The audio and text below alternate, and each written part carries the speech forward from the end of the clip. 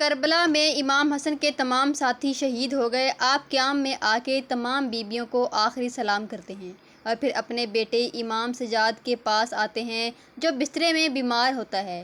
فرماتے ہیں، اے میرے بیٹے سجاد، اپنے بابا کا آخری سلام قبول کر۔ امام سجاد جیسے ہی امام حسن کو دیکھتے ہیں کہ آپ کے چہرے پہ علی اصغر کا خون لگا ہے اور نہ ساتھ عباس ہے اور نہ اکبر، تو آپ کہتے ہیں، بابا مجھے بھی اجازت دیں کہ میں میدان میں جا کر شہادت کا جام پی سکوں۔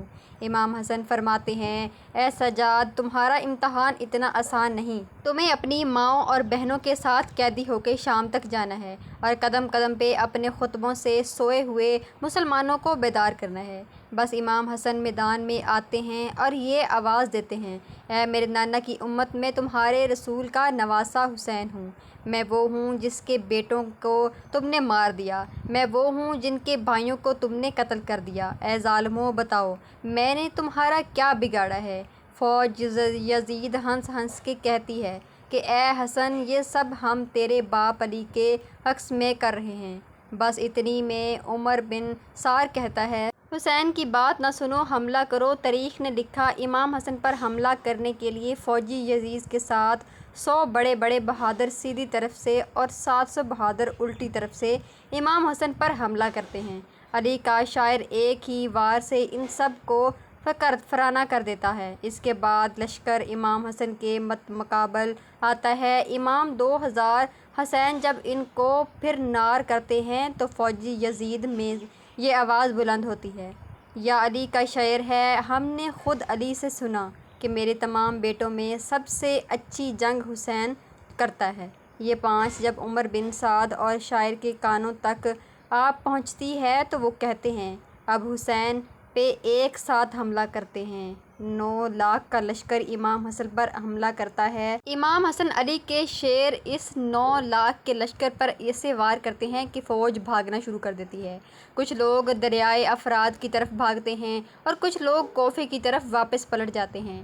عمر صاحب نے جیسے ہی یہ منظر دیکھا تو یہ کہنے لگا کہ اگر اس طرح سے لڑتے رہے تو حسین کو مات دینا ناممکن ہے۔ کچھ لوگ جائیں اور قیام کو آگ لگا دیں، اور باقی کے سپاہی سب امام حسن سے دور ہو گئے۔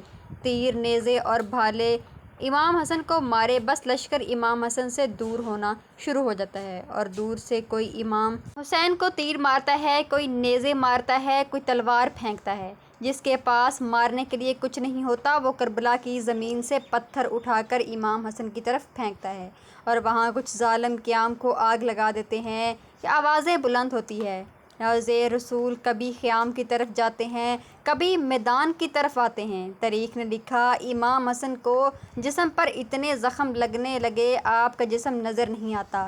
اتنی دیر میں آبادی، اے حسن تیرا اللہ تجھ سے راضی ہو گیا۔ امام حسن اپنی تلوار کو روک لیتے ہیں اور اتنے میں ایک ظالم امام حسن کی کمر میں ایسا نزا مارتا ہے، آپ گھوڑے کی ذین سے زمین کی طرف آتے ہیں۔ تاریخ نے لکھا، آپ کے جسم پر 30 سے زیادہ ہوئے کی وجہ سے نہ آپ گھوڑے کے ذین پہ تھے، آپ تیروں کے مسئلے میں اللہ کی عبادت میں مصروف ہیں اور بار بار اللہ کا شکر کر رہے ہیں کہ اے اللہ تیرا شکر ہے کہ تو نے محمد کے اس نواسے کو اس عظیم امتحان کے لیے چنا۔